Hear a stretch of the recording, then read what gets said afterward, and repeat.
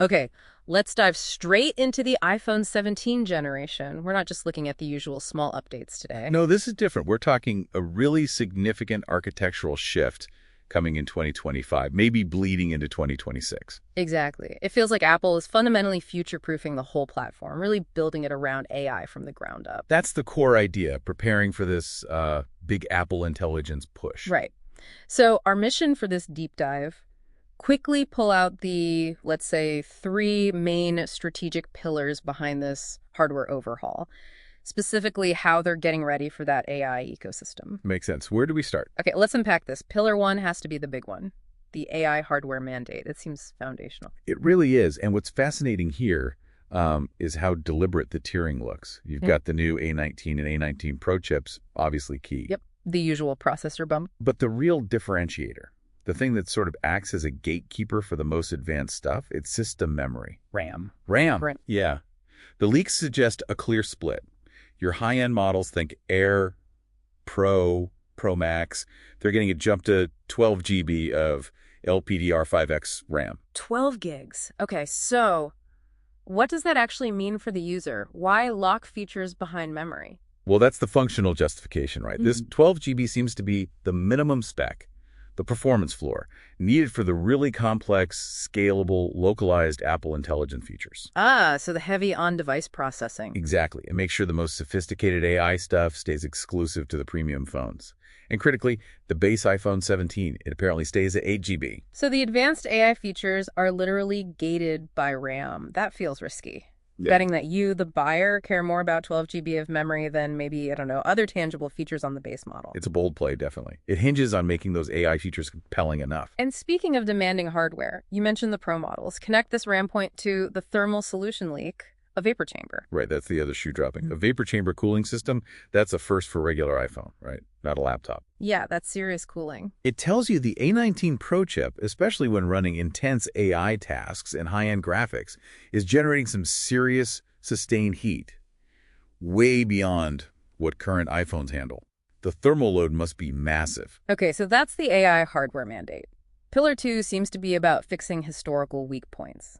Apple hasn't always led on battery or charging speeds. Definitely areas where they've, let's say, lagged behind some competitors. So what are the sources saying? What specific improvements are we seeing on the battery and charging front for the 17 lineup?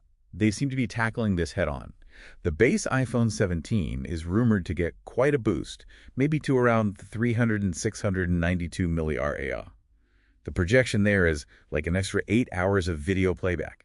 8 hours, that's substantial. It really is. But the charging speed, that's maybe the bigger headline, a jump to 40W wired charging. 40 watts wired. How fast is that in real terms? We're talking about hitting 50% charge in roughly 20 minutes. Wow. Okay, that's a huge user experience fix. No more waiting hours. And MagSafe wireless charging gets a bump, too, apparently up to 50W. So faster charging all around. Okay, so power deficits addressed. What about optics? Apple always pushes the camera.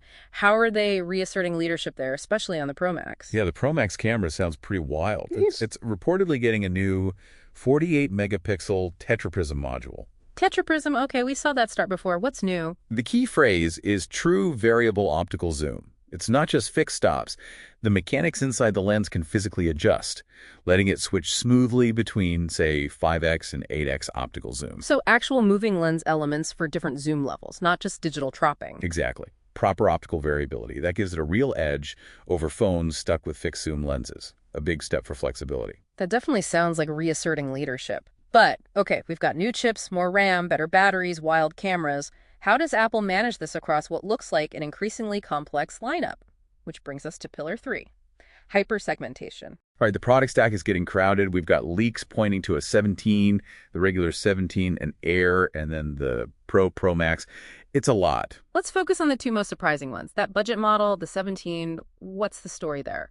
This is where it gets really interesting. The iPhone 17, maybe spring 2026, possibly around $699.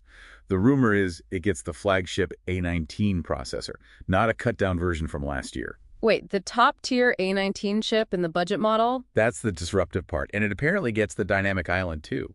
No notch. What's the strategic thinking there? Giving away the best chip seems counterintuitive for profit. Well, the analysis suggests it's an aggressive play to saturate the market fast with AI-capable hardware, Putting the A19 in a $699 phone sets a really high baseline. Ah, so it forces competitors' mid-range phones to look old fast. It accelerates their obsolescence. Precisely. It forces everyone else to play catch-up on silicon performance, especially for AI. Okay, that's the low end. What about the other surprise?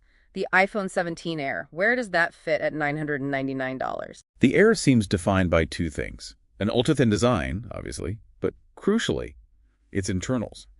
It reportedly gets the A19 Pro chip. The Pro chip, not the base A19. The Pro chip and that exclusive 12 GB of RAM. So the Air bridges the gap. It's thin, but has the Pro performance core and the memory needed for the top-tier AI. Exactly. It slots in, performance-wise, much closer to the Pro line than you might expect from the Air name, specifically because of that RAM and chip combo. Okay. This generation sounds incredibly defined by these internal specs, maybe more than usual. Yeah, I think if we connect this to the bigger picture, it's all about architectural resilience and getting ready for that AI future.